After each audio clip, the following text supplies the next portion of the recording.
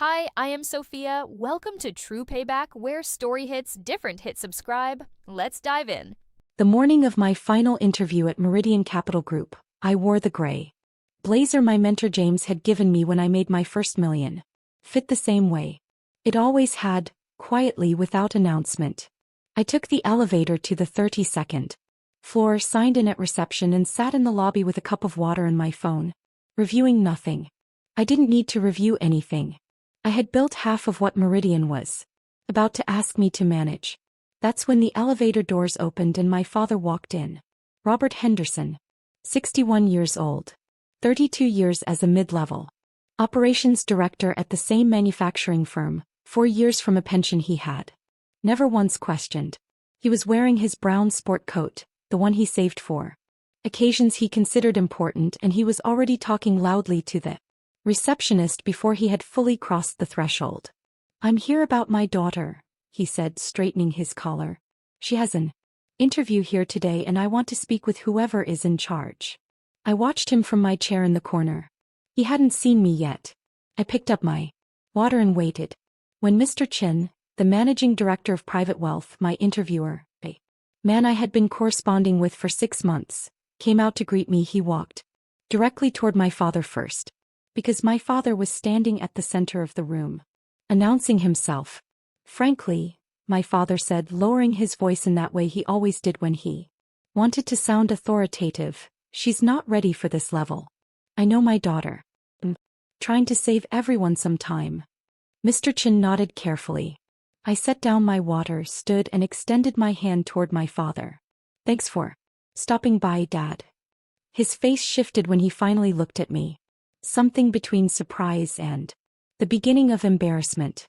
"Not enough. Not yet." I smiled at Mr. Chin. "Shall we go up?" From the elevator, I texted my benefits administrator. "Flag the Henderson pension account for annual review. Hold disbursements pending audit." Dad's retirement advisor called him before he reached the lobby doors. I grew up in a house where success had a specific shape. It looked like my father's career. Stable, predictable, respected in a radius of about 3 city blocks. Came with a title you could explain at a dinner party in under 5 seconds.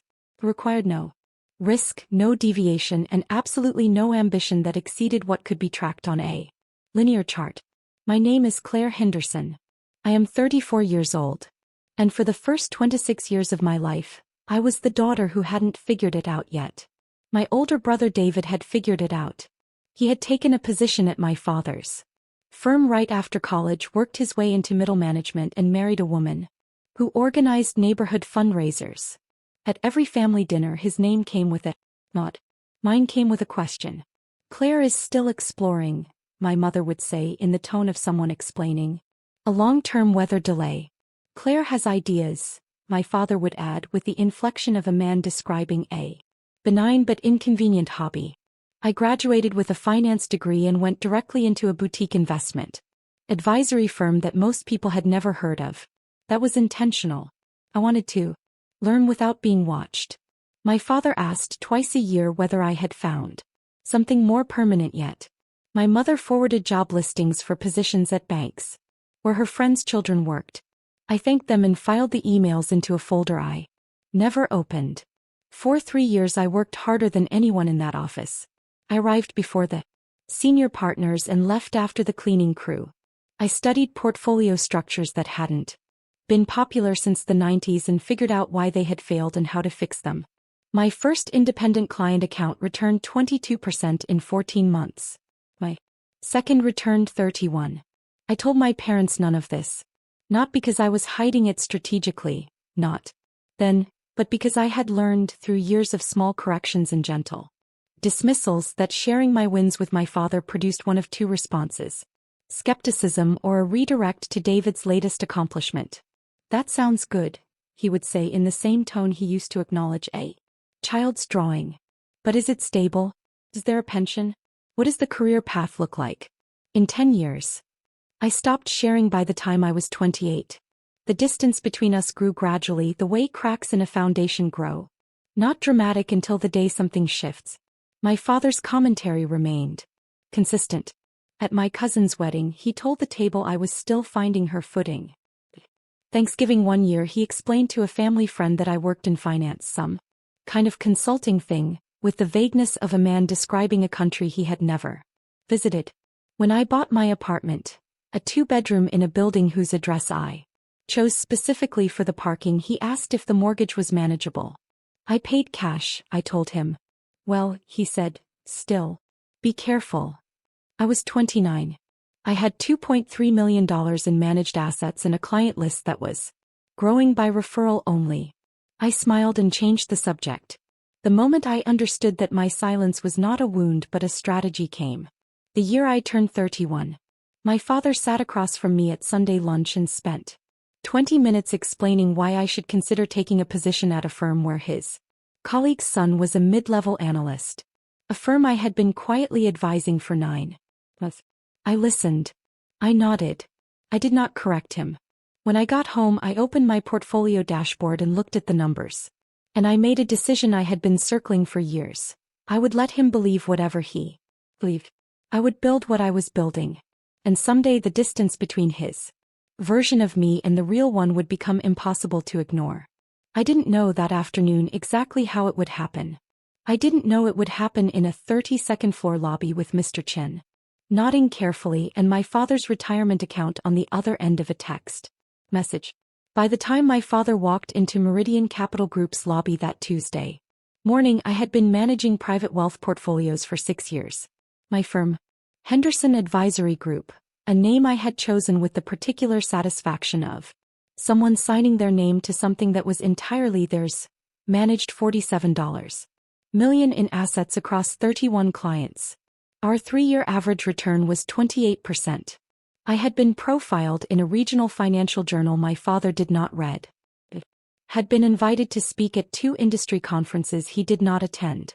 None of this appeared on any document my family had ever seen. The Meridian opportunity had come through James Whitfield, my mentor and the person most responsible for the shape of my career.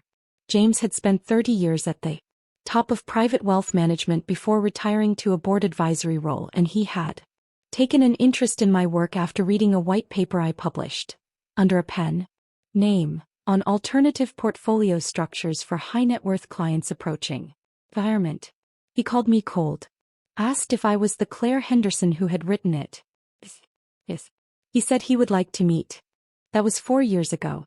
Since then, James had introduced me to 12 clients, opened doors at 3 institutions, and 3 months before the Meridian interview, forwarded me an email from their managing director with a note that said simply, "You're ready.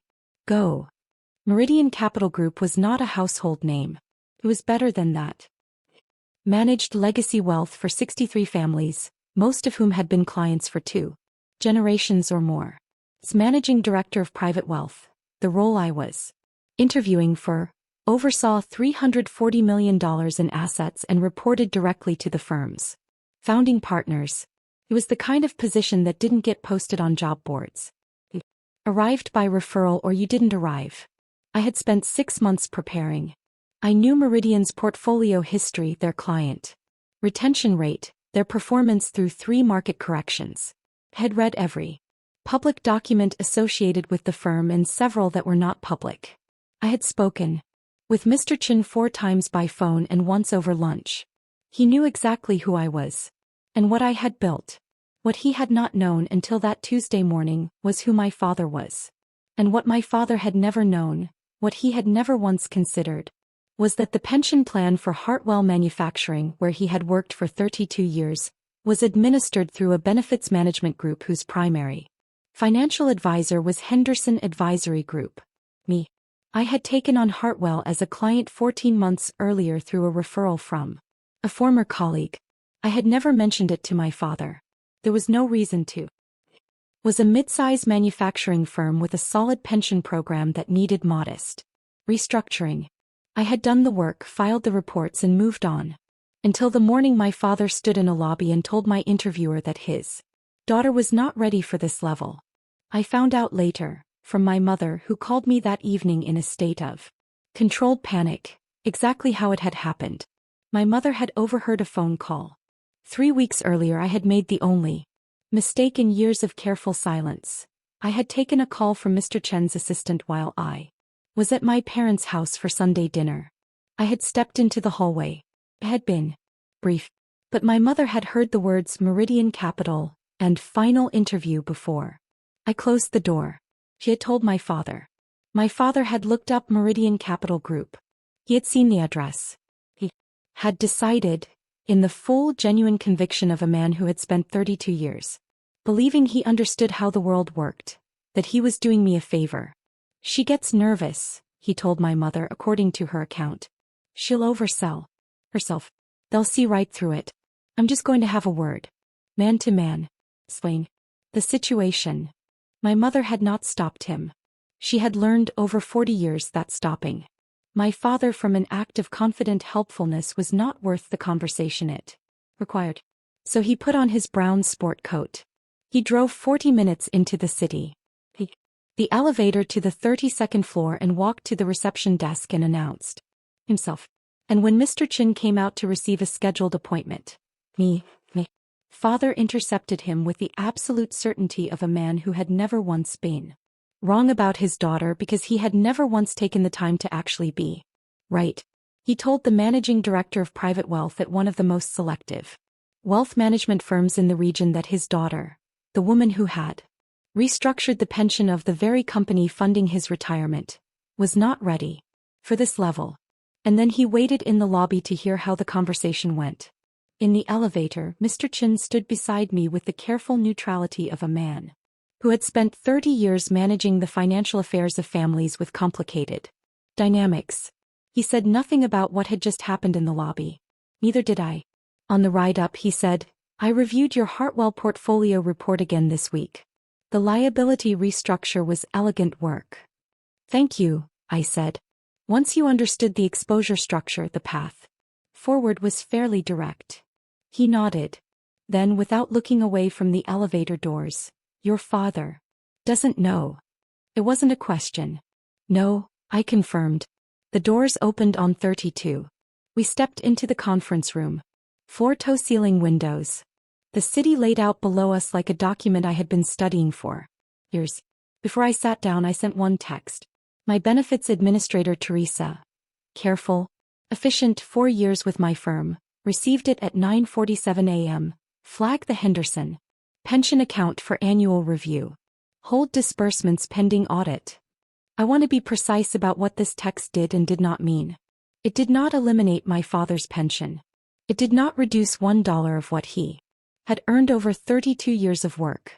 It placed a temporary administrative hold on disbursement processing, a standard procedure during any formal review period, and triggered a notification to the account holder's registered financial advisor. That advisor was Gerald Park at Westside Retirement Planning. Gerald was competent, thorough, and mildly anxious by professional temperament. He received an automated notification that the Henderson account had been flagged for review by the plan's primary advisor. He called my father immediately. My father was still in the lobby, still adjusting his sport coat. Still, I imagine, feeling the quiet satisfaction of a man who had done right by his family. His phone rang. He looked at the screen. Gerald Park. He answered. I was, at that moment, shaking hands with Mr. Chin across a conference table on the 32nd floor with the city spread wide behind the windows and 2 hours of conversation ahead of me that I had spent 6 months preparing for. James had told me once that this kind of view reminds you why the work matters. I understood exactly what he meant. The interview lasted 2 hours and 11 minutes. When I returned to the lobby, my father was sitting in one of the chairs near the window. He had not left. This surprised me less than it might have surprised someone who had grown up with a different kind of father. Robert Henderson did not retreat. He regrouped. He stood when he saw me. Claire. His voice had changed. The confidence was still present, but it was load-bearing now, the way confidence sounds when it is working hard to stay upright. Gerald called me. Something about my pension account being flagged. I know, I said. I flagged it. The silence that followed was the kind that changes the shape of a room. He stopped. Started over. What do you mean you flagged it? I sat down in the chair across from him. Not because I needed to sit. Because I Wanted this conversation to happen at eye level. Hartwell Manufacturing's pension plan is administered through my firm, I said. Henderson Advisory Group. I have been the primary financial advisor on that account. For 14 months. He stared at me. Your retirement account sits within that plan, I continued. Which means that for the past 14 months, the person overseeing the financial health of your pension has been me. My father's mouth opened, closed. He looked at the reception desk as though it might offer some alternative explanation. He looked at the elevator. He looked at his hands. That's not, he started. That can't be. I can show you the documentation. I opened my bag and placed a single folder on the small table between us. Inside was a copy of the advisory agreement between Henderson Advisory Group and Hartwell Manufacturing, signed 14 months ago. My signature was on page 3. You can also call Hartwell's HR department, though. Confirm it. He picked up the folder. He read the first page slowly. He turned to the second. He set it down. Why didn't you tell me? He asked. The question was genuine. That was the thing I hadn't expected, that his first response wasn't anger or dismissal but something that looked underneath the confusion like hurt. Because you didn't ask, I said carefully. You have been telling me what I was. For 8 years, Dad. You never asked what I was building. He was quiet. The lobby was quiet. Somewhere behind the reception desk, a printer ran briefly and stopped. How much does your firm manage? He asked. 47 million. 31 clients. 3-year average return of 28%. I watched him take that in. Not the number itself. Numbers had never been the point. But the reality that those numbers represented. 6 years. Hundreds of decisions. A client list built on reputation that he had never known existed. A firm named after both of us, Henderson, that he had known nothing about. I came here because I thought. He stopped. I thought I was helping. I know why you came, I said. You thought you were protecting me. I was protecting you. You told my interviewer I wasn't ready for this level. Kept my voice even. Mr. Chin has been my contact at Meridian for 6 months. He knows my portfolio history. He knows the Hartwell restructure. He knows exactly what I'm ready for. I looked at my father directly. You told a man who has studied my work for half a year that I wasn't qualified. You have never once looked at my work. In 8 years you have never once asked to. He didn't answer. Outside, the city moved in the way cities move. Continuous, indifferent, unbothered by whatever happened in any single lobby. The pension hold, he said finally. Is that something you're going to? It's a temporary administrative review, I said cleanly. It will be lifted by end of week. Your disbursements will not be affected. He exhaled. I want to be clear about something. I said it quietly without edge. I'm not doing this to punish you. I'm doing this because for 8 years you have spoken over me, around me and about me without ever looking at what I actually do. Today you did it in front of someone who matters professionally. I need you to understand that those two things are related. My father looked at the folder. He looked at the window. He looked at me. I didn't know, he said. I know you didn't, I said. That is the point. I stood. I picked up my bag. I shook his hand, firm, brief, professional, the same way I had shaken it 2 hours earlier, and I walked to the elevator. I did not look back. Not because I was angry, but as I had said everything there was to say, and there was nothing behind me that required my attention anymore. Mr. Chin offered me the position that afternoon. The email arrived at 4:22 p.m. A formal offer letter for the role of Managing Director of Private Wealth at Meridian Capital Group, effective the 1st of the following month. I read it twice, forwarded it to James with no subject line, and sat in my apartment for 20 minutes in complete silence. James called within the hour. Told you, was all he said. Teresa lifted the administrative hold on my father's pension account Wednesday morning as I had told him she would. I received a confirmation at 8:14 a.m. and filed it. Without reply. My father called Thursday evening. I let it go to voicemail. He left a message. 3 minutes and 40 seconds long. I did not listen to it until Sunday. My mother called Friday. I answered on the second ring. He's not sleeping, she said. I know that's hard, I said. He didn't mean to. Mom. I said her name quietly, not sharply. He meant exactly what he said. He has been meaning it for 8 years. The problem isn't that he doesn't love me. The problem is that he has never seen me. I let a moment pass. I'm not angry. I need him to understand that there are consequences to not paying attention. She was quiet. He wants to have lunch. Tell him yes, I said. But not yet. My brother David called Saturday. He had heard the full story from my mother. I didn't know either, he said after a long pause. I know, I told him. 47 million, he said. Not quite a statement, not quite a question. And growing, I said. There was a long silence. Then David laughed, the real kind, unguarded, the kind I hadn't heard from him in years. Claire, he said. God. It was the best phone call we'd had in a decade. We had lunch 6 weeks later. A restaurant I chose, quiet, unhurried, no occasion attached. My father arrived before me. He was wearing the brown sport coat again. Noticed when I sat down that he had gotten it dry cleaned. We ordered. We talked about small things first. The weather, David's kits, my mother's ongoing project to redesign the back garden. My father was careful in a way he had never been careful with me before. He was reading me, trying to find the right distance, the right register. It was, I realized, the first time he had ever tried to find those things with me at. Halfway through the meal he set down his fork. I looked you up, he said. After everything. Your firm. The journal article. The conference presentations. He paused. The Hartwell report. I waited. It's good work, Claire. He said it plainly. No qualifier, no redirect. It's genuinely good work. Thank you, I said. I should have asked, he said. A long time ago. I should have asked.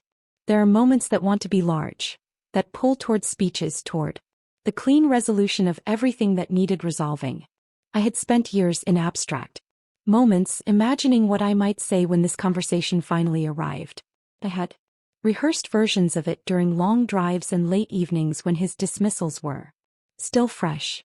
But sitting across from him at that table, the sport coat dry cleaned, his hands wrapped around a water glass, the city quiet outside, what I felt was not the satisfaction I had imagined. It was something smaller and more real. Something close to relief. You couldn't have asked, I said, if you had already decided. He nodded slowly. I know. I'm not asking you to become a different person, I told him. I'm asking you to be curious about who I actually am. I picked up my fork. That's all I ever wanted from you. He didn't respond right away. He picked up his fork too. We ate. The restaurant hummed quietly around us. Outside, the street ran on. Before we left, my father asked, carefully, without the weight of a man who had already decided the answer, how did you know that you were ready for Meridian?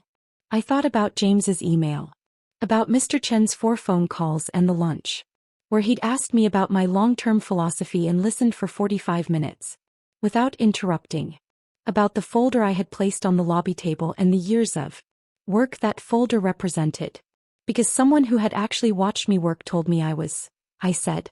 My father was quiet for a moment. Then he nodded, slowly, without argument, without redirect. It was not an apology. It was not a transformation.